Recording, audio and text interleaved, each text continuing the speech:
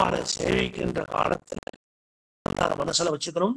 அந்த பெரிய பெருமாள் திருவடியை சேவிக்கின்ற பொழுதும் இத்திருவடியிலே திருமகளாரும் திருப்பானாழ்வாரும் சேர்ந்த திருவடி, அதை மறக்க வேண்டாம், ஞாபகம் வச்சுக்கோன்னு சொன்னாராம் ஆளவந்தார். அதை நாமும் அனுபவிக்கலாம். இப்படி ஆளவந்தார் திருப்பானாழ்வார் விக்கிரகத்தை பெரிய பெருமாள் திருமுடி முதல் திருமுடி வரை சேவிங்கோன்னு சொல்றதுக்கு ஒரு பிரமாணம் இருக்கு. திருவேங்கடமுடையான் உயிர்நிலை அறிந்திருக்கும் குறும்பருத்த நம்பியையும், பேரகால பெருமான் உயிர்நிலை அறிந்திருக்கும் திருக்கச்சி நம்பியையும், பெரிய பெருமாள் உயிர்நிலை அறிந்திருக்கும் திருப்பான ஆழ்வாரையும், திருப்பான ஆழ்வார் உயிர்நிலை அறிந்திருக்கும் திருவரங்க பெருமாள் அரையறையும் காட்டி அருளினார். ஆழ்வார் திருவரங்க பெருமாளுக்கு, ஆழ்வார் திருவரங்க பெருமாள் அரையருக்கு அந்த திருப்பான ஆழ்வாரோட உயிர்நிலையை காட்டி கொடுத்தார் இந்த ஆளவந்தார். ஆக திருவேங்கடமுடையானுக்கு என்ன பெருமை? குறும்பருத்த நம்பியாலே ஏத்தம், திருக்கச்சி நம்பியாலே பேரருளாளர் பெருமாளுக்கு ஏத்தம், திருப்பான ஆழ்வாராலே பெரிய பெருமாளுக்கு ஏத்தம். இந்த மூன்று எம்பெருமாங்களோட உயிர்நிலை சொன்னா நாடி பிடிச்சு பார்க்கறது, நாடி துடிப்பு. அந்த நாடி துடிப்பை அறிந்தவர்கள் தான் குறும்பருத்த நம்பியும் திருக்கச்சி நம்பியும் திருப்பான ஆழ்வாரும். அப்பேற்பட்ட அந்த பெரிய பெருமாள் தான் நமக்கு உயிர்நிலை, பெரிய பெருமாள் தான் நமக்கு உயிர், அதை ஞாபகம் வச்சுக்கோன்னு சொல்றார். இப்பேற்பட்ட இந்த சூழ்நிலையில ஆளவந்தார் அவரை குறித்து அள்ளி செய்தார். திருவரங்க பெருமாள் அரையரை போட்டு, இந்த மாதிரி எனது பிரிவு குறித்து யாரும் வருந்த வேண்டாம், தஞ்சமா உபதேசம் பண்ணினார், அந்திம காலத்துல இருக்கார், என்னுடைய பிரிவு குறித்து யாரும் வருந்தக்கூடாது, நான் பெறப்போகும் இந்த பேரானது மிக மிக உயர்ந்தது, நீங்க அந்த உறுதியை மனசுல வச்சுக்கணும் அப்படின்னு சொன்னார். ஆக ஒரு பிரபன்னனானவன் அவனுடைய ஆத்மாவுக்கு எப்பொழுதும் நன்மையே சிந்திக்கிறான். அந்த ஆத்மாவானது எம்பெருமானுக்கு அதீனமானது. என்னதாவி உன்னதேங்கிறார் நம்மாழ்வார். ஆக இந்த உடல் சரீரம் இது ஒரு மிருத் பிண்டம், இது கடைசியில மண்ணோட மண்ணாத்தான் போக போறது. உள்ள இருக்கிற அந்த ஆத்மா எம்பெருமானுக்கு அதீனமா இருக்கு. ஆக இந்த சரீரமானது இந்த கர்மத்துக்கு அதீனமா இருக்கு, உள்ள இருக்கிற ஆத்மா எம்பெருமானுக்கு அதீனமா இருக்கான். ஆக இந்த தேக யாத்திரை எல்லாம் கர்மாவை அடியொற்றி கொண்டு சொல்கிறது, இந்த ஆத்ம யாத்திரை எல்லாம் எம்பெருமானுடைய அந்த கடாட்சத்தை அடியொற்றி கொண்டு சொல்கிறது. ஆக இது ரெண்டையும் பத்தி ஒரு பிரபன்னன் கவலைப்பட மாட்டான். அப்படி ஒருவேளை அவன் கவலைப்பட்டான்னா அவனுடைய பிரபத்தி நிஷ்டையே குலைந்து அவன் நாஸ்திகனாகி விடுவான்னு சொல்றார் ஆளவந்தார். ஆக ஒரு பிரபன்னனுக்கு நன்னா தெரிஞ்சிருக்கணும், இங்க இருக்கிற உயிர் எம்பெருமானுக்கு உடையது, இங்க இருக்கிற தேகம் இது கர்மாதீனமா வந்த தேகம், இந்த கர்மாதீனமா அந்த தேகத்தை கழித்து கொடுக்க வேண்டியது எம்பெருமானுடைய கிருபைதான், அவனுடைய அருளாலே தான் நாம் இந்த தேகத்தை கழிக்க முடியும். ஆக நாராயணனோட நிரந்தரமான இயல்பு என்ன? நமகன்னு சொன்னா போறோம், நம வெண்ணலாம் அப்படின்னு ஆழ்வார் சாதிக்கிறார். நமகங்கிற அந்த ஒரு வார்த்தை போறோம் அந்த எம்பெருமானுக்கு. ஆக நாராயணனே நமக்கே பறை தருவான்னு சொல்றோம். ஆக இந்த நாரங்களான இந்த சேதனர்களுக்கு நிரந்தரமான கவலையற்ற சஞ்சலமற்ற ஒரு பேரு, ஒரு பெரும் பேரு என்றால் அது அந்த பரமபதம். இப்படி அதற்காக கவலைப்பட்டால் ஆத்மஸ்வரூபத்துக்கு ஒரு ஹானி வந்துருங்கிறார். ஆக இறப்பை பற்றி எந்த பிரபலனும் கவலைப்பட மாட்டான், கூவிக்கொள்ளும் காலம் குறுகாதோன்னு நம்மாழ்வார் சாதித்தார். இப்ப யாரும் நம்ம அப்படி இல்லை, நாம எல்லாரும் திருப்த பிரபன்னர். ஆர்த்த பிரபலனா இருந்தா எப்ப எம்பெருமான் கூட்டாலும் போறதுக்கு தயாராக இருக்கணும். நாமெல்லாம் திருப்த பிரபன்னால் எம்பெருமானே ஒரு ஆச்சாரியனை முன்னிட்டு கொண்டு உனக்கு சரணாகதி பண்ணியாச்சு, இருக்கின்ற இந்த காலத்துல நான் இந்த அருளிச்செயலை சேவிச்சுண்டு, பூர்வாச்சாரிய ஸ்தோத்திர பாடத்தை சேவிச்சுண்டு, திவிதேச யாத்திரையை மேற்கொண்டு உனக்கு பல்லாண்டு பாடி மங்காசாசனம் செய்து பகவத் பாகவத ஆச்சாரிய கைங்கரியத்தை நடத்தி கொண்டு போகிறேன். எனக்குன்னு கர்மமடியா ஒரு காலம் வரும், இந்த சரீரத்தை அப்போ கழிச்சு கொடுக்கும் பொழுது உன் திருவடி வந்து சேரணும்னு நம்ம சொல்லி முடிச்சிட்டோம். நாம எல்லாரும் திருப்த பிரபன்னால். ஆர்த்த பிரபன்னா ஒவ்வொரு க்ஷணமும் நினைப்பானா, இப்ப வந்துடும் எம்பெருமான் நம்மளை கூட்டிட்டு போயிடணும், இப்ப வந்துடும் எம்பெருமான் நம்மளை கூட்டிட்டு போயிடணும்னு. நாம யாரும் அப்படி நினைக்கல. அதே போல நாம் இறைக்கிறோம் என்று கவலைப்படாதீர்கள், இது ஒரு பிரபன்னனுக்கு பேருன்னு சொல்லி இப்படியாக அவர் பல உபதேசங்களை மேற்கொள்கிறார். இப்படி இருக்கின்ற காலத்துல ஸ்ரீ வைஷ்ணவர்களுக்கு என்ன உபாயம் என்ன உபேயம்னு கேட்டார். அதுக்கு அவர் சொல்றார், அடியேனை உபாயமாக பற்றி இருங்கள் என்று கூறினால் அது அடியேனுக்கு ஸ்வரூபகாணி. ஆதலால் எம்பெருமான் தாழ்தொழுவார் எப்பொழுதும் என் மனத்தே இருக்கின்றாரே என்று ஆழ்வார் அருளி செய்தபடி அடியார்களான ஸ்ரீ வைஷ்ணவர்களையே உபாயமாக பற்றுங்கள். ஸ்ரீ வைஷ்ணவர்கள் தான் உபாயம், ஸ்ரீ வைஷ்ணவர்கள் தான் உபேயம். இதை ஆளவந்தார் உபதேசிக்கிறார். அந்திம திசையில உபதேசம் நடந்துட்டு இருக்கு. ஆக எம்பெருமானை பற்றுங்கோள்னு சொல்லல, பிராட்டியை பற்றுங்கோள்னு சொல்லல, அவர் ஆச்சாரியன் என்னையே உபாயமா பற்றுங்கோன்னு சொல்லல, அடியார்களான ஸ்ரீ வைஷ்ணவர்களையே உபாயம் என்றும் உபேயம் என்றும் கருத்தில் கொள்ளுங்கள். திருமால் அடியார்களை பூசிக்க நோற்றார்களே. ஆக என்ன நாம நோற்றோம்? நம்ம நோற்ற நோன்பு என்ன? திருமால் அடியார்களை பூசித்து வழிபட வேண்டும். இந்த கருத்தை தான் சொல்லுகிறார் நம்மாழ்வார் பயிலும் சுருளி மூர்த்தியிலும் நெடுமார்க்கடிமையிலும் எம்பெருமான் தாழ்தொழுவார் எப்பொழுதும் என் மனத்தே இருக்கின்றாரே. இது திருமங்கை ஆழ்வார் பாசனம். ஆக இப்பேற்பட்ட இந்த பாகவத பிரபாவம் தான் நமக்கு உபாயம் உபேயம் என்பதை கருத்தில் கொள்ளுங்கோன்னு சொல்றார். இருந்தாலும் எல்லா சிஷ்யானுக்கும் திருவுள்ளத்துல கலங்கி கண்ணில் ஜலம் பெருக்கெடுத்து வருது. என்ன உபதேசம் பண்ணாலும் ஆச்சாரியன் இல்லையா, எல்லாருக்கும் சரீர சம்பந்தம் இருக்கு, எல்லாருக்கும் பிரகிருதி சம்பந்தம் இருக்கு. என்னவே இருந்தாலும் ஒரு ஜீவன் ஒரு ஆச்சாரியன் நம்மை விட்டு பிரிகின்ற காலத்திலே ஒரு சோகம் இருக்கும் இல்லையா. நமக்கு ரொம்ப வேண்டப்பட்டவா, நமக்கு ரொம்ப ஸ்நேகமா இருக்கக்கூடியவா, நம்மை பெற்றவர்கள், பெற்றோர்களுக்கு உடன் பிறந்தவர்கள், நமக்கு உடன் பிறந்தவர்கள், இப்படி பல பேருடைய அந்த உறவு அது நம்மை விட்டு செல்லும் பொழுது என்னமே நமக்கு ஒரு ஞானம் இருந்தாலும் சிஷ்யர்கள் உள்ள திருவுள்ளம் கலங்கி கண்ணுல தாரை கண்ணீர் வருது எல்லாருக்கும். திரும்ப ஆள வந்தார் உபதேசத்தை தொடர்ந்து சொல்லிட்டு வர, உங்களுக்கு போகமண்டமே திருமந்திரார்த்தம்.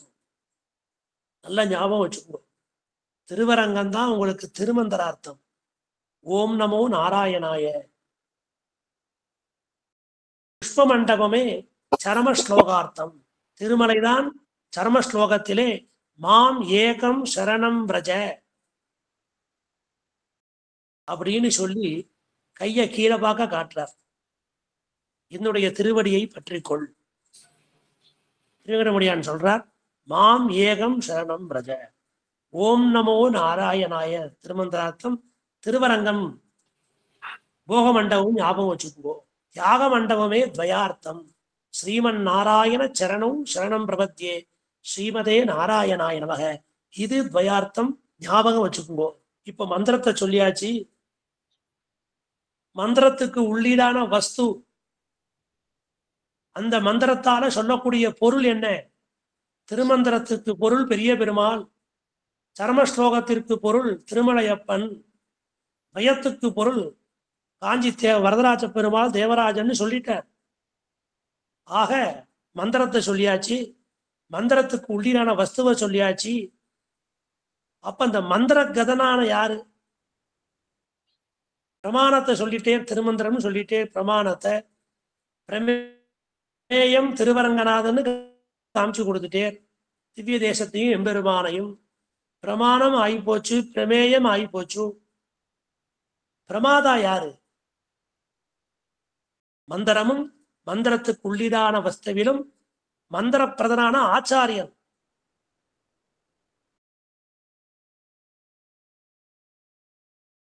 அது யாருன்னு கேட்டா அவர்தான், அந்த பிரமாதாக்கள் தான் திருப்பான ஆழ்வாரும் குறும்பரத்த நம்பியும் ஆக இந்த பாகவத பிரபாவத்தை சொல்லி இந்த 3 திவ்யதேசத்தை எம்பெருமான சொல்லி ரகசிய திரயத்தையும் சொல்லி இதற்கு அதிகாரிகள் யாருன்னு கேட்டா இந்த பிரமாதாக்கள் திருப்பானாழ்வாரையும் குறும்பரத்த நம்பியையும் திருக்கச்சி நம்பியையும் மனதிலே வைத்துக் கொள்ளுங்கள்னு சொல்றார். அப்புறம் திருவரங்க பெருமான் அடையார் வரார். இந்த மாதிரி தேவரீர் அவதாரம் பூர்த்தியாகி திருநாட்டுக்கு போகும்பொழுது புழு பூச்சிகள் போல நாங்கள் இருக்கமே, நாங்களும் அழிந்து விட மாட்டோமா, அப்ப எங்களுக்கு இனிமே யாரு நற்கதி காட்டுவார்கள் அப்படின்னு விண்ணப்பம் பண்றார். உடனே அதுக்கு இந்த மாதிரி பெரிய நம்பியும் திருக்கோட்டியூர் நம்பியும் திருவுள்ளத்தில் கொண்டு ஆள வந்தார் திருநாடு அலங்கரித்தால் நாமும் ஆத்ம தியாகம் பண்ணுவோம்னு இருந்தா எல்லாரும். ஆச்சாரிய நம்மளை விட்டுட்டு போயிட்டார், இனிமே நமக்கு இந்த கதி என்ன இருக்கு? தன்னாரியனுக்கு தான் அடிமை அவன் இன்னாடு தன்னில் இருக்கும்னா அவன் இங்க இருந்தா தானே அவனுக்கு அடிமை பண்ண முடியும். அவன் நாட்டை விட்டு போயிட்டாரே, நாம மட்டும் ஏன் இங்க இருக்கணும், நாமளும் ஆத்ம தியாகம் பண்ணிடுவோம் அப்படின்னு சொன்னார்கள். உடனே அதுக்கு ஆள வந்த உபதேசத்தெல்லாம் எடுத்து சொல்லி மேன்மேலும் இந்த வைஷ்ணவம் வளர்ந்துட்டே வரணும். மேற்கொண்டு இந்த தர்சன நிர்வாகத்துக்கு ஒருத்தரை தேடி நீங்க எடுத்து கொடுத்து இந்த இளையாழ்வாரை கொண்டு இங்க எல்லா ஏற்பாடும் பண்ணி வச்சு பண்ணணும்னு சொல்றார். இன்னும் அவர் அந்திம திசையில தான் இருக்கார். இப்பேற்பட்ட அந்த திருக்கோட்டியூர் நம்பி, பெரிய நம்பிகள், ஆழ்வார், திருவரங்க பெருமாளையர் எல்லோருக்கும் அவர் இந்த மாதிரி உபதேசங்களை செய்து கொண்டிருக்கார். அப்போது எல்லோருக்கும் ரொம்ப துக்கம். அப்போ பெரிய நம்பிகள் ஸ்ரீபாத தண்டனிட்டு அடியனுக்கு ஏதாவது நியமனம் உண்டா அப்படின்னு கேட்கிறார்.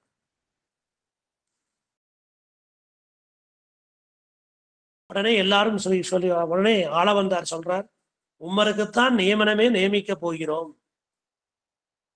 அதற்கு முன்பாக இந்த பகவத் பாகவத விஷயத்துல ஸ்ரீபாத தீர்த்தம் சேர்க்கிறது வழக்கம் உண்டு. தீர்த்தம் சேர்த்து கொள்பவரும் இருக்க வேண்டிய நிலைமையை பத்தி ஆள வந்தார் நமக்கு எடுத்து சொல்றார். இந்த ஸ்ரீபாத தீர்த்தத்து பெருமை என்ன?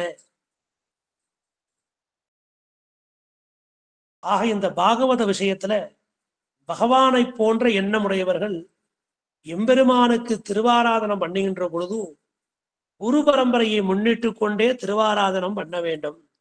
அஸ்மத் குருப்பியோ நமகா, அஸ்மத் பரமகுருப்பியோ நமகா, அஸ்மத் சர்வகுருப்பியோ நமகான்னு சொல்லி குரு பரம்பரையை பூரா தியானம் பண்ணிட்டு ஆச்சாரியன் திருக்கைகளாலே திருவாராதனம் கண்டருள வேணும்னு எம்பெருமான்ட்ட பிரார்த்திக்கணுமா. ஆக எம்பெருமானுக்கு திருவடி விளக்கும் பொழுதும் சரி, ஒரு ஆச்சாரிய சம்பந்தத்தை முன்னிட்டு கொண்டுதான் எம்பெருமானுக்கு நாம் திருவாராதனம் செய்ய வேண்டும்னு காமிச்சு கொடுக்கிறாருங்க.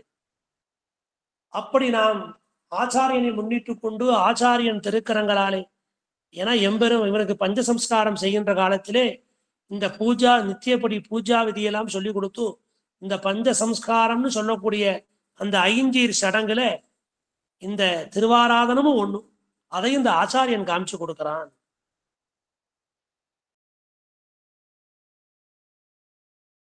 அப்பேற்பட்ட அந்த தீர்த்தத்தை மனசுத்தியோட, ஆத்ம சுத்தியோட, தேக சுத்தியோட எம்பெருமானுக்கு கண்டறிகிற சமயத்திலே ஆச்சாரியனுடைய அந்த திருக்கைகளாலே எம்பெருமான் கண்டறிவதாக பிரார்த்தித்துக் கொள்ளுங்கள் அப்படிங்கிற விஷயத்தையும் சாதிக்கிறார். இப்பேற்பட்ட ஆச்சாரியன், அப்பேற்பட்ட அந்த சிஷ்யர்கள், இவர்கள் இருவரும் இப்படி இருந்து கொண்டால்தான் இந்த பகவத் பாகவத விஷயமானது மேலும் மேலும் சிறப்படைகிறது. இந்த மாதிரி உபதேசங்களை எல்லாம் செய்து கொண்டிருக்கிறார். இவ்வாறு இருக்கின்ற காலத்திலே ஆளவந்தாருக்கு ஒரு சரமார்த்தம்னு சொல்லக்கூடிய உயர்ந்த ஒரு அர்த்தத்தை நாம் சாதிக்கணும் அப்படின்னு சொல்லி பெரிய பெருமாள் என்ன பண்ணிட்டார், இந்த ஆளவந்தார் இப்பவே பரம பயிச்சிட்டார்னா என்ன செய்யக்கூடிய காரியங்கள் இருக்கு, அதனால மேற்கொண்டு இன்னும் உத்தர அதிகாரி வரலை, இந்த தர்சன நிர்வாகத்துக்கு இன்னும் இளையாழ்வார் சேரவில்லை, எதிராசராக அங்கேயே இருக்கிறார், இளையாழ்வாராக இருக்கிறார். அதற்கப்புறம் அவர் சந்நியாசம் வாங்கிட்டு காஞ்சி தேவப்பெருமாள் திருவாக்குல எதிராஜர்னு அழைக்க போறார். இந்த மாதிரி காரியங்கள்லாம் நடந்து ஏறணும். அதற்காக இப்பவே ஆளவந்தார திருநாட்டுக்கு அழைத்து செல்லக்கூடாதுன்னு சொல்லி பெரிய பெருமாள் கிருபை பண்ணார். உடனே ஆளவந்தாருக்கு கொஞ்சம் நோவு சாத்தின்றது.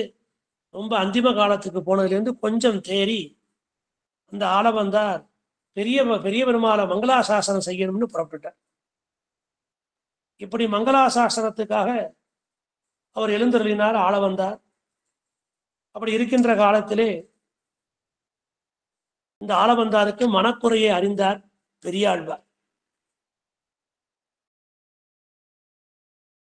பெரிய பெருமாள் ஆளவந்தாருடைய மனக்குறையை அறிந்து, இன்னும் சில காலம் நீர் இங்கே இருக்க வேண்டும், இப்போதே நீர் இந்த தேகத்தை விட்டு கழித்து செல்ல முடியாது, உம்முடைய இந்த ஸ்ரீவைஷ்ணவ தொண்டு, இந்த திருப்பணிகள் இன்னும் முடியவில்லை அப்படின்னு சொல்லி பெரிய பெருமாள் ஆணையிட்டு கொடுக்கிறார். உடனே ஆளவந்தார் விசிஷ்டாத்வைத இந்த சித்தாந்தத்துக்கு ஸ்தாபனமாக ஒரு எட்டு பிரபந்தங்களை, துவயப்பொருளை விளக்க வந்த ஸ்தோத்திர ரத்னத்தை பெரிய நம்பி திருக்கையிலே கொடுத்து இறையாழ்வாருக்கு அனுப்பிச்சு வைக்கிறார். இன்னும் சில காலங்கள் இருக்கணும்னு பெரிய பெருமாள் சொல்லிட்டார் அடியனுக்கு. இருந்தாலும் இந்த ஸ்தோத்திர ரத்னம் ஆக ஆளவந்தார் சதுஸ்லோகி, ஸ்தோத்திர ரத்னம், ஆகம பிராமான்யம்னு சொல்லி இந்த மாதிரி 8 கிரந்தங்கள் பண்ணார். நம்ம கைக்கு அப்புறம் ஈஸ்வமா சித்தித்திரயம்னு சொல்லி ஒரு கிரந்தம் பண்ணார். இப்படியே நமக்கு இப்ப சதுஸ்லோகி, ஸ்தோத்திரத்தனம், ஆகம பிராமான்யம், சித்தித்திரயத்துல கொஞ்சம் இவ்வளவுதான் நமக்கு கிடைச்சிருக்கு. பல கிரந்தங்கள் நம்ம கையை விட்டு போயிடுச்சு. அந்த உழுக்கான் படையெடுப்புல அந்த ஸ்ரீரங்கம் திருக்கோயிலில் உள்ள அந்த பண்டாரத்துக்கு, சரஸ்வதி பண்டாரத்துக்கு நெருப்பு வைக்கப்பட்டது. அதுல பல கிரந்தங்கள் நமக்கு அழிஞ்சு போயிடுது. அப்படி அந்த ஸ்தோத்திர ரத்னம்னு சொல்லக்கூடிய அந்த உயர்ந்த கிரந்தம், அந்த கிரந்தத்தை கொடுத்து அனுப்பிச்சு பெரிய நம்பி திருக்கையிலே கொடுத்து இளையாழ்வாருக்கு இதை அனுப்பி வையுங்கள், இளையாழ்வாருக்கு இதனை தெரியப்படுத்தும்னு சொல்றார். முதல் கிரந்தம் ஸ்தோத்திர கிரந்தம், சதுஸ்லோகின்னு பண்ணார், 4 ஸ்லோகங்கள். அதற்கு அடுத்தாறு போலே ஸ்தோத்திர ரத்னம். இது விசிஷ்டாத்வைத சித்தாந்தத்தை ஸ்தாபனார்த்தமாக செய்யக்கூடியது. அந்த விசிஷ்டாத்வைத சித்தாந்த கருத்துக்களை எல்லாம் எடுத்து சொல்லக்கூடிய அற்புதமான அந்த ஸ்லோகங்களுக்கு தான் ஸ்தோத்திர ரத்னம் என்று பெயர். அதை பெரிய நம்பி திருக்கையிலே கொடுத்து இளையாழ்வாருக்கு அனுப்பி வையும் அப்படின்னு சொல்றார். இதை கேட்ட உடனே சிஷ்யாளுக்கெல்லாம் ரொம்ப ஆச்சரியமா இருந்தது. இப்படி இருக்கின்ற காலத்துல திருவரங்கம் பெரிய கோயில்ல பெரிய பெருமாளுக்கு திருவாராதனம் நடக்கும் பொழுதும் பெரிய பெருமாள் நெற்றியில உள்ள மாலை நழுவி விழுந்தது. அவர் சாத்தி கொன்ற மாலை மேலேந்து கீழே விழுந்துதான். உடனே அதை எடுத்து ஆளவந்தாருக்கு சாத்துங்கள்னு நியமனம் திருவரங்க பெருமாள் அரையருக்கு. அந்த திருவரங்க பெருமாள் அரையர் அதை எடுத்து ஆளவந்தாருக்கு திருவுள்ளம் குளிர்ந்திருக்கிறது, இளையாழ்வாரை பார்க்கறதுக்கு பெரிய நம்பியா அனுப்பிச்சு வச்சுட்டார். தேவருடைய எண்ணம் கைகூடிட்டுன்னு பெரிய பெருமாளை சொல்வது போல இருந்தது ஆளவந்தாருக்கு. இப்படி ஆளவந்தார் நினைத்து செய்தார். அதை பெரிய பெருமாள் ஆமோதித்து தன்னுடைய அந்த பெரிய மாலையை நழுவி விடும்படி செய்தான். அந்த மாலை பிரசாதம், தீர்த்த பிரசாதம், ஸ்ரீ சடகும பிரசாதம் எல்லாம் ஆளவந்தாருக்கு கொடுத்தாச்சு. ஆளவந்தார் மடத்துக்கு வந்தார். திருவரங்க பெருமாள் அரையர், திருக்கோட்டியூர் நம்பி, பெரிய நம்பி எல்லாரையும் கூப்பிட்டு தீர்த்தம் சாதிச்சு எல்லாருக்கும் அமுதுபடி செய்து எல்லோரும் அனைத்து அபராதங்களையும் பொறுத்தலையும் விண்ணப்பம் செய்கிறார். எப்போதும் போல சீடர்களுக்கு அவர் ரகசியார்த்தங்களை உபதேசித்துக் கொண்டு இருக்கிறார். இந்த சமயத்துல ஆளவந்தார் திருமையில நோவு சாத்தின்றார் முன்பு அப்படிங்கிறத கேள்விப்பட்டு காஞ்சிபுரத்திலிருந்து வந்த 2 ஸ்ரீ வைஷ்ணவர்கள் ஆளவந்தார் ஸ்ரீபாதத்துல தண்ட சொருப்பிச்சு நிற்கிறார். நாங்க விஷயம் கேள்விப்பட்டோம், உங்களுக்கு திடீர்னு நோவு சாத்தின்றாமே அப்படின்னு.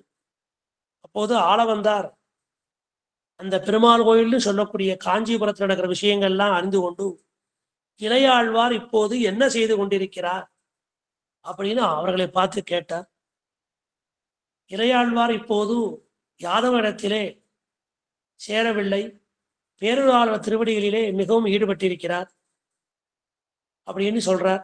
இதை கேட்ட உடனே ஆளவந்தாருக்கு ரொம்ப மகிழ்ச்சி உண்டாயிற்று. பேரூராளன் தன் பிரபத்தியை சுலபமாக்கினார். இவருக்கு அதுதான் ஆசை. கூடிய சீக்கிரம் இளையாழ்வார இந்த திருவரங்க மாநகரத்துக்கு அழைச்சிக்கணும்னு ஆசை. அதற்காக இவர் பேரூராளனை பிரபத்தி பண்ணினார். ஏற்கனவே ஒரு முறை காஞ்சிபுரம் சென்று பேரூராளன் திருவடிகளை பிரபத்தி பண்ணி இளையாழ்வாரையும் குளிர கடாட்சித்து திரும்பினார். அதெல்லாம் அவர் மனசுல அப்படியே நடையாடுறது.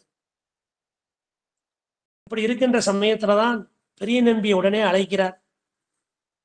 இளையாழ்வார் அந்த யாதவனை விட்டு பிரிந்தானாம். அதனால இப்போ பேரூராளர் திருவடியில தான் அவனுக்கு ரொம்ப பிராவண்யம் இருக்கு. திருக்கச்சி நம்பி உபதேசம் செய்து வருகிறார். அதனால் இந்த கச்சி நகர் சென்று இப்போதே இளையாழ்வாரை அழைத்து கொண்டு வந்துவிடும் என்று ஆளவந்தார் பெரிய நம்பிகளுக்கு நியமிக்கிறார். உடனேயே பெரிய நம்பிகள் காஞ்சிபுரத்துக்கு புறப்பட தயாரானார். இப்படி இருக்கின்ற சமயத்தில்தான் திடீரென்று மறுபடியும் ஆளவந்தார் திருமேனியிலே நோவு சாத்தி கொண்டு பல நாள்கள் அவரால் எந்திக்க முடியல. அப்படியே கண்ணை மூடிண்டே உட்கார்ந்துருக்கார். பல நாள்கள் அவர் ஆயிடுத்து. பெரிய பெருமாள் திருவுள்ளம் என்ன இருக்குன்னு தெரியலையே, நாம பெரிய நம்பிகளை அனுப்பிச்சு வச்சிருப்போம் இளையாழ்வார அழைத்து கொண்டு வரும்படி. இந்த மாதிரி பெரிய பெருமாவுடைய திருவுள்ளம் என்னன்னு தெரியலையே அந்த யோசனை பண்ணிட்டே மறுபடியும் நோவு சாத்தி கொண்டு கண்ணை மூடிக்கொண்டே இருக்கிறார். அப்போது வைகாசி பிரம்மோற்சவம், சித்திர பிரம்மோற்சவமும் உண்டு, வைகாசி பிரம்மோற்சவம் நடந்திருக்கு. திருவரங்க மாநகரில் நாளும் விழவராத வீதி.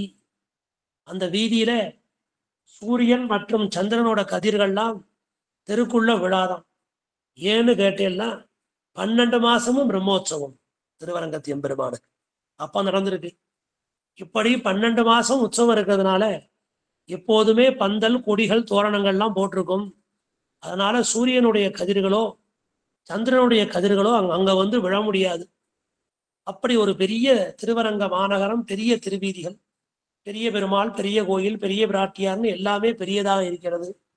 அப்போ ஒரு வைகாசி பிரம்மோற்சவத்துல அவபிரத ஸ்நானம்னு சொல்லக்கூடிய தீர்த்தவாரி திருநாள்.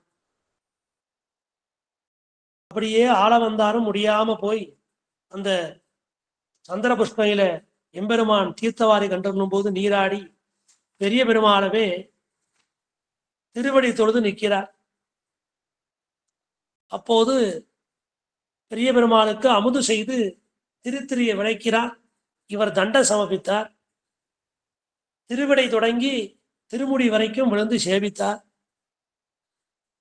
பெரிய பெருமாள் திருவடிக்கு எழுந்திருக்கிற திருப்பான ஆழ்வாரையும் சேவித்து கூப்பிய கைகளாய் எழுந்திருக்கும் பொழுது அங்க இருக்கிற அர்ச்சக நம்பிமார்கள்னு சொல்லக்கூடிய அந்த ஆராதனம் செய்யக்கூடிய அந்த அர்ச்சகர்கள் எல்லாம் ஆளவந்தாருக்கு தீர்த்த பிரசாதம் பெரிய மாலையெல்லாம் கொடுத்து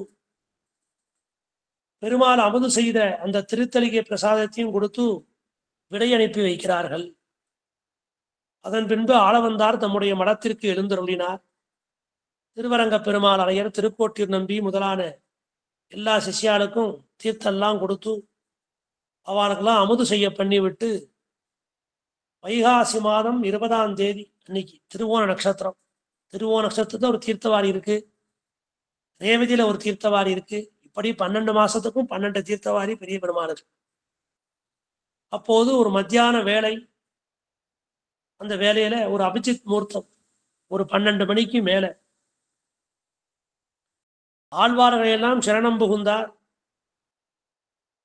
ஆச்சாரியர்களை எல்லாம் அழைப்பித்து அபராதங்களை எல்லாம் பொறுப்பித்துக் கொள்ளணும்னு சொன்னார். அடியேன் சமாபனம் பண்ணிக்கிறேன், இதுவரைக்கும் அடியேன் எல்லார் மனசும் நோகும்படியோ ஏதோ செய்திருந்தால் அடியேனை க்ஷமிக்கணும்னு சொன்னார். உடனே எல்லாரும் கேட்டாலாம், பெரிய பெருமாளுக்கு அபராதம் உண்டாகில் அல்லவோ தேவர் இருக்கு அபராதம் உண்டாவது, அந்த பெரிய பெருமாளுக்கு என்ன அபராதம் இருக்கு? அதே போல நீர் ஆள வந்தார், உமருக்கு என்ன அபராதம் இருக்கு அப்படின்னு எல்லாரும் கைகூப்பிய வண்ணம் வினயத்தோடு விண்ணப்பித்தார்கள். அப்போது திருவரங்க பெருமாள் முதலான சிஷ்யா எல்லாம் கூப்பிட்டு காட்டி கொடுத்து, இந்த மாதிரி இந்த ஸ்தலத்தார் இந்த ஸ்தானத்தரை எல்லாம் பார்த்துக்குவோன்னு சொல்லிட்டு பெரிய பெருமாளுடைய அந்த திருவாராதன திருமந்திர புஷ்பம் இதெல்லாம் உரிய காலங்கள் நடத்தி கொண்டு போருங்கள். பெரிய பெருமாளுக்கு எந்த குறையும் வராமல் பார்த்து கொள்ளுங்கள். ஆச்சாரியர்கள், சீடர்கள், ஸ்ரீ வைஷ்ணவர்கள், தேசாந்திரிகள் எல்லோரையும் அரவணைத்து கொண்டு போருங்கள். இது முக்கியமான வார்த்தை. இதை எல்லா ஆச்சாரியாலும் சொல்லுவா, எம்பெருமானாரும் சொல்லியிருக்கார். ஆக அந்தந்த திவிதேசத்துக்கு போனா திவிதேசத்துக்கு வரக்கூடிய பாகவதோத்தமர்களை, ஆச்சாரிய புருஷால, அந்த தேசாந்திரிகளை எல்லாம் அரவணைத்து கொண்டு போகணும். அவர்களுக்கு பசியோடு வருகிறார்கள், அந்த மடத்துல போனால் அவங்களுக்கு தலியை கிடைக்கும், அந்த மடத்திலையாவது கொண்டு விடணும், அந்த மடத்தையாவது காட்டி கொடுக்கணும். முடிஞ்சா நாம பண்ணி போடலாம், ஏன்னா பண்ணி போடணும்னு கட்டாயப்படுத்தி சொல்ல முடியாது. கண்டிப்பாக நாம் அந்த பாகவதோத்தமர்களுக்கு ஒரு அமுதுபடி செய்து கொடுக்கணும். அப்படி கொடுக்க முடியாத பட்சத்துல ஒரு மடத்தை கொண்டு காட்டலாம். இந்த மாதிரி ராத்திரி 8 மணிக்கு அரவண பிரசாதம் கொடுப்பா, தோசையும் கொடுப்பா, இங்க இருங்கோ வாங்கிக்கோன்னு சொல்லி அந்த இடத்தையாவது காமிச்சு கொடுத்துட்டு வரணும். இப்படியாக பாகவதோத்தமர்கள், ஸ்ரீ வைஷ்ணவர்கள், இந்த ஆச்சாரிய புருஷர்கள் எல்லாம் அவர்கள் திவதேசத்துக்கு எழுந்திருக்கும் பொழுது, நம்முடைய திருத்தலத்துக்கு எழுந்திருக்கும் போது நாம் அவர்களை அரவணைத்து கொண்டு அவர்கள் திருவடிகளிலே விழுந்து நல்ல உபதேசங்களை கேட்டு அவர்களுக்கு வேண்டிய உபகாரங்களை செய்யணும். அதை இங்க காட்டி கொடுக்கிறார் ஆளவந்தார். எல்லோரும் அப்படியே செய்யறோம்னு சொன்னா இது என்ன புதுசா இருக்கு, இன்னைக்கு என்ன எல்லாரையும் கூட்டு நீர் என்னமோ விடை கொள்ற மாதிரி இருக்கே அப்படின்னு கேட்டா, ஆளவந்தார் சொன்னாராம், ஆமாம், இன்று பெரிய பெருமாள் எனக்கு திருநாட்டை வழங்கி விட்டான்னு சொல்லி நேர பத்மாசனத்துல எழுந்தருளி மணக்கால் நம்பியை தானித்து கொண்டு அவருடைய திருவடியை அடைந்தார். ஆக ஆளவந்தாருடைய பெரிய ஆசை அவருக்கு இருந்தது, எம்பெருமா இளையாழ்வார சீரனா சேர்த்துக்கணும்னு சொல்லி. அப்ப நோவு சாத்தின்ட்டு மீண்டு வந்தார். இப்ப பெரிய நம்பிகள் பக்கத்துல இல்லை. அந்த சோத்திர ரத்னத்தை எடுத்து கொடுத்து இதையெல்லாம் அங்கு கொண்டு சேவியும் இளையாழ்வார் திருமுன்பே சேவித்து அவரை அழைத்து கொண்டு வார நியமிச்சிருந்தார். இங்க திடீர்னு பெரிய பெருமாள் அவருக்கு திருநாட்டை கொடுத்து விட்டார். இதே போலத்தான் ஆளவந்தாருக்கும் திருக்குறுகை காவலப்பருக்கும் நடந்தது. அப்பேற்பட்ட அந்த யோக சாஸ்திரத்தை உமருக்கு நாம் தெரிவிக்கிறோம்னு சொன்னார். அந்த சமயம் அவர் திருவனந்தபுரத்துல இருந்தார் ஆளவந்தார். கடைசியில திருக்குறுகை காவலப்பன் இங்க பரமபதிச்சுட்டார். அந்த யோக சாஸ்திரம் அவருக்கு கிடைக்காமையே போயிடுத்து. அதே போல இங்க ஆளவந்தார் ஒரு வைகாசி மாத சிரவணம் அன்னைக்கு அவபிரதம் ஸ்நானம்லாம் முடிஞ்சு தலையெல்லாம் ஸ்வீகரிச்சுண்டு பெருமாள் தீர்த்த பிரசாதம்லாம் ஆகி மத்தியானம் ஒரு 12 மணிக்கு மேல பத்மாசனத்துல உட்கார்ந்து மணக்கால் நம்பி திருவடியை தியானித்து கொண்டே மணக்கால் நம்பி திருவடியை அடைந்தார். உடனே சிறிபார்த்த முதலியெல்லாம் ரொம்ப துக்கம் அடைந்தார்கள். இது யாரும் எதிர்பாராதது. ஒரு சமயம் நோவு சாத்தின்னு இருந்தார், அப்புறம் எந்திரிச்சு வந்துட்டார். பெரிய பெருமாள் கிருபை பண்ணான். இப்ப திடீர்னு பெரிய பெருமாள் அழைச்சுட்டானேன்னு எல்லாருக்கும் மனசு நோவு. இருந்தாலும் மேற்கொண்டு கிடைக்க வேண்டிய கைங்கரியத்தை பண்ணணும்னு சொல்லி சீர்வாதத்து சிஷ்யாலாம் சேர்ந்து பிருகுவள்ளி, ஆனந்தவள்ளி, புருஷ சூக்தம்னு சொல்லக்கூடிய அந்த வேத விண்ணப்பங்களை செய்து சூழ்விசும் பணிமுகில்ங்கிற அந்த பதியத்தை சேவித்தார்கள். ஆக கீதங்கள், வாத்தியங்கள், சங்கங்கள் எல்லாம் முழங்குகின்றன. இந்த மாதிரி ஆளவந்தார் திருநாடு அலங்கரித்தாருங்கிற செய்தி எல்லா பக்கமும் பரவித்து எல்லா திசைகளிலிருந்து அனைத்து சீவசங்களும் குவிந்தனர். அவருக்கு பிரம்மரந்திரத்தால் கபாலத்து வழியாக அவர் மோட்சம் அடைந்தார். கபாலம் வெடிச்சு கபாலம் 2ஆக பிளந்து இந்த ஜீவனானது மூர்த்தன்ய நாடி வழியா அச்சிராதிகதிக்கு போறது. அப்பேற்பட்ட உயர்ந்த அந்த சாயுஜ்ய மோட்சம், பரமசாயுஜ்யம் ஆளவந்தாருக்கு கிடைச்சது. அப்போது திருவரங்க பெருமாள் அரையர், திருக்கோட்டியூர் நம்பி இவாள்லாம் வேறற்ற மரம் போல மூர்ச்சித்து கிடந்தார்கள். ஐயோ என்ன செய்ய போறோம் அப்படின்னு மூர்ச்சித்து கிடந்தார்கள். உடனே எல்லாரும் தன் சமாதானமாகி அந்த ஆளவந்தார் குமாரன் சொட்டை நம்பின்னு இருந்தார். இனி மேற்கொண்டு நடக்கும் கிரமத்தை செய்ய வேண்டும். ஆளவந்தார் நம்மை விட்டு பிரிந்து விட்டார்னு சொல்லி இந்த சொட்ட நம்பியை கூப்பிட்டு தனியாக அவர் கிரகத்திலே அவருக்கு காரியங்கள் நடக்கும்படி செய்தனர். ஆக ஒரு சன்னியாசியானவர் பரவதித்த காலத்திலே அவருக்கு மரத்து சார்பாக நாராயண பலி எல்லாம் நடக்கும். இருந்தாலும் இந்த சன்னியாசிக்கு பூர்வாசிரமத்துல குமாரர் உண்டு. அந்த குமாரர்கள் தங்கள் திருமாளிகையிலே அந்த காரியத்தை மேற்கொண்டு தொடர்ந்து செய்வார்கள். மடத்துல நடக்கிறது இந்த ஜீயர் சுவாமி அப்படிங்கிற அந்த பட்டத்துக்காக. திருமாலையில் நடக்கிறது இவர் பூர்வாசிரமத்து திருமாலையில தோப்பனாரா இருந்திருக்கார். அதற்காக 2 பக்கமும் நடக்கும். இதற்காக இந்த ஏற்பாடெல்லாம் திருக்கோட்டியூர் நம்பி, பெரிய திருமலை நம்பி இவெல்லாம் மேற்கொண்டு இந்த ஏற்பாட்டை எல்லாம் கவனித்து வந்தார்கள். அதற்கு சுகப்பிரஷ்ன சங்கீதம்னு சங்கீதம் இருக்கு. அந்த சங்கீத பிரகாரம்தான் ஸ்ரீசூர்ண பரிபாலனம் பண்ணி, இந்த ஸ்ரீசூர்ண பரிபாலனம் ரொம்ப முக்கியம். அது ஆகமத்துல சொல்லியிருக்கு. அந்த ஆகம உக்தமா அந்த ஸ்ரீசூர்ண பரிபாலனம் சொல்லக்கூடிய அந்த திருமண் ஸ்ரீசூர்ணம், திருமண்ல பெரிய பெருமாள், ஸ்ரீசூர்ணத்துல பெரிய பிராட்டியாரு சொல்லக்கூடிய நாராயண மகாலட்சுமியும் ஆவகானம் பண்ணி தனித்தனியா உபச்சாரங்கள்லாம் பண்ணி புருஷ சூக்தம் ஸ்ரீ சூக்தம்லாம் சேவிச்சு, அதற்கப்புறம் அந்த சரம திருமேனிக்கு அதை சாத்தணும். சாத்திண்டு சிஷ்யா ஆச்சாரிய புருஷா பெரியவாள்லாம் சாத்திப்பா. அதற்கப்புறம் கடைசியா குடும்பத்தார் சாத்திக்கணும் அந்த ஸ்ரீசூர்ண பரிபாலனத்தை. அந்த சரம திருமேனிக்கு அந்த திருமண்காப்பும் ஸ்ரீசூர்ணமும் சாத்தின அப்புறம் சிஷ்யாக்கள் அபிமானிகள் எல்லாரும் சாத்திக்கணும். எல்லோருமே சாத்திக்கலாம். இந்த சரம திருமேனிங்கிறது திருநாடு அலங்கரித்த அந்த ஜீவனுக்கு உண்டான திருமேனி. அது அக்னிக்கு போக வேண்டிய ஹவிசு. அது ஒரு உயர்ந்த பொருள் அந்த சரம திருமேனி. அதனால அது அக்னிக்கு போக வேண்டிய ஹவிசு. அதனால அந்த திருமேனிக்கு சாத்தின அந்த ஸ்ரீசூர்ணத்தையும் திருமணையும் எல்லோரும் சாத்தி கொண்டார்கள். இப்படி இருக்கிற சமயத்துல இந்த ஆளவந்தாருக்கு பிரம்மமேத சம்ஸ்காரம் பண்ணணும். உயர்ந்த சம்ஸ்காரம் பிரம்மமேத சம்ஸ்காரம். இப்பவும் வேத விற்பன்னர்கள் அந்த நிஷ்டையோட இருந்தவா மகா வித்வாங்கள் எல்லாருக்குமே பிரம்மமேத சம்ஸ்காரம் நடத்துவா. அது சுகப்பிரஷ்ன சங்கீத பிரகாரம் நடக்கிறது.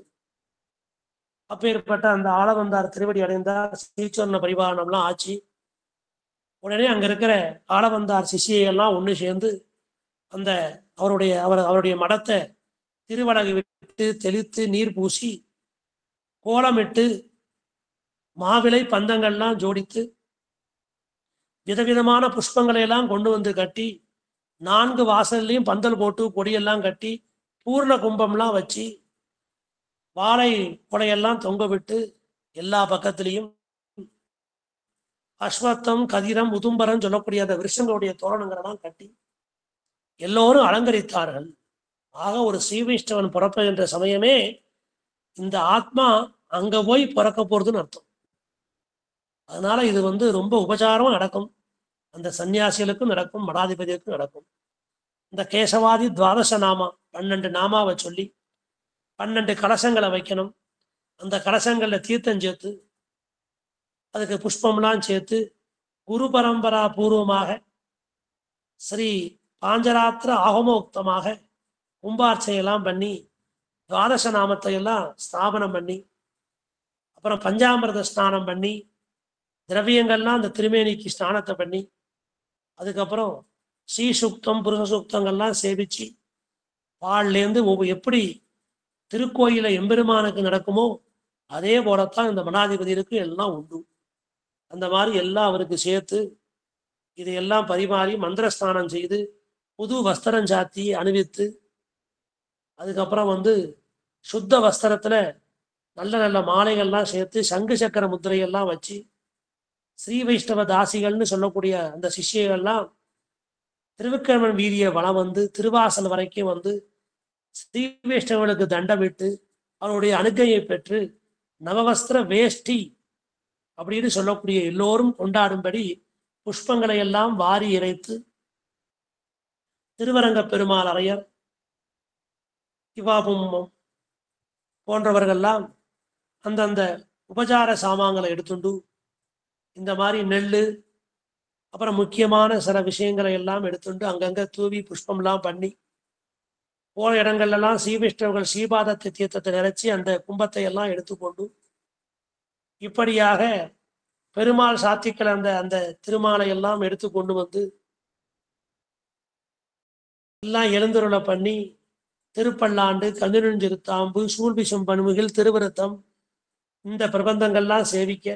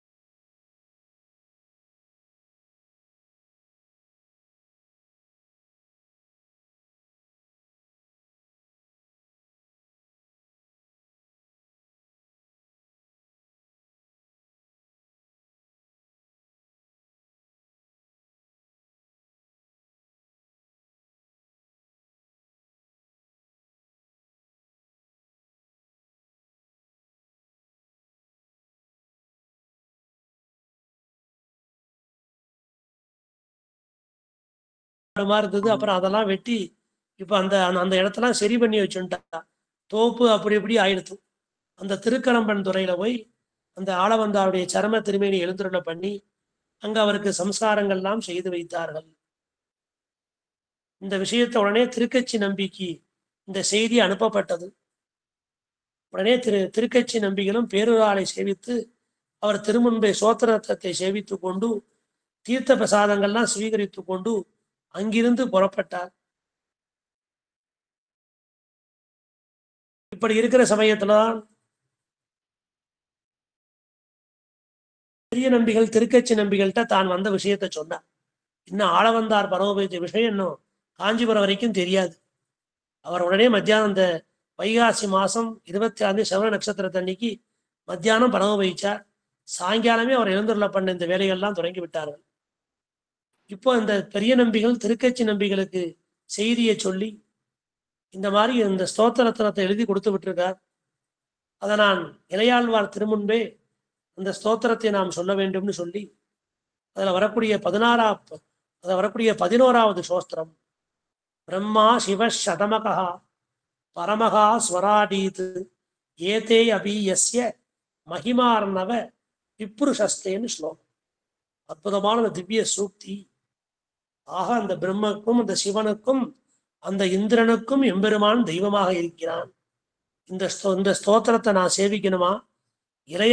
இளையாழ்வார் அந்த சாலை கிணற்றிலிருந்து புறப்பட்டு தீர்த்தம் கொண்டு வரும் பொழுது இந்த ஸ்லோகத்தை அனுசந்தித்தார் பெரிய நம்பிகள். உடனே கேட்டாராம், அற்புதமான இந்த ஸ்லோகத்தை பண்ணிரா யாரு, இது யாருடைய திவ்ய சுக்தின்னு கேட்டார் இளையாழ்வார். இங்க ஒரு பக்கம் திருவரங்கம் பெரிய கோயில்ல ஆளவந்தார் புறப்பாடு தொடங்கியாச்சு, சர்ம திருமேனி புறப்பாடு. காஞ்சிபுரத்துல இவ்வளவும் நடக்கிறது, இன்னும் அங்க விஷயம் போல. உடனே இது யாருடைய ஸ்ரீசுக்தின்னு கேட்டார். ஸ்தோத்திரத்துல 11வது ஸ்லோகத்தை எடுத்து சொல்லி அவரை அடியேன் சேவிக்க கூடுமோ அப்படின்னு இளையாழ்வார் கேட்கிறார். உடனே பெரியம்பி, நீர் என் கூட வந்தீராயில் சேவிக்க பண்ணுகிறோம்னு சொல்றார். 2 பேரும் புறப்படுறா. எப்பேற்பட்ட சம்பந்தம் அந்த ஸ்ரீ வைஷ்ணவ சம்பிரதாயத்துக்கு பாருங்க. இந்த ஆளவந்தாரும் இந்த எம்பெருமானாரும் சந்தித்திருந்தால்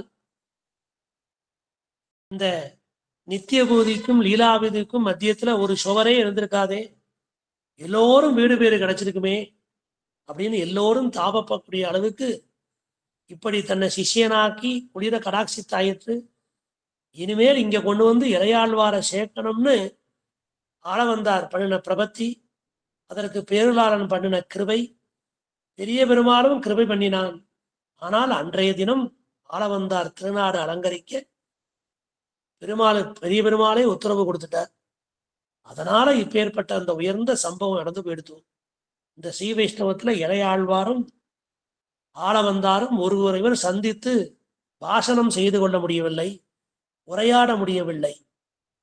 இந்த வருத்தம் இன்னைக்கு வரைக்கும் எல்லாருக்கும் உண்டு. அப்படி 2 பேர் பார்த்திருந்தா என்ன பேசியிருப்பா, என்ன விசேஷமான அர்த்தங்கள்லாம் கிடைச்சிருக்கும். இந்த 2 பேரும் சேர்ந்தா இந்த முக்திங்கிறது ரொம்ப சுலபமா ஆயிருக்குமே. இந்த நித்திய பூதிக்கும் லீலாவிதிக்கும் உள்ள நடுச்சுவர் அதை இடித்து தள்ளியது போல் ஆகுமேங்கிற அந்த மிகப்பெரிய வார்த்தை துக்கம் இந்த 1000 வருஷம் ஆனாலும் இன்னும் அந்த துக்கத்தை யாரும் மறக்க முடியாது. ஏன்னா இவரை சேவிக்கணும்னு இவருக்கு ஆசை உண்டாயிடுத்து. இந்த ஸ்தோத்திரத்தை பாசுரத்தை கேட்டுட்டு யார் இதை செய்ததுன்னு கேட்டார் பெரிய நம்பிட்ட. பெரிய நம்பிக்கை ஒன்றும் தெரியாது. திருக்குவிச்ச நம்பிட்ட போய் விண்ணப்பிச்சார்.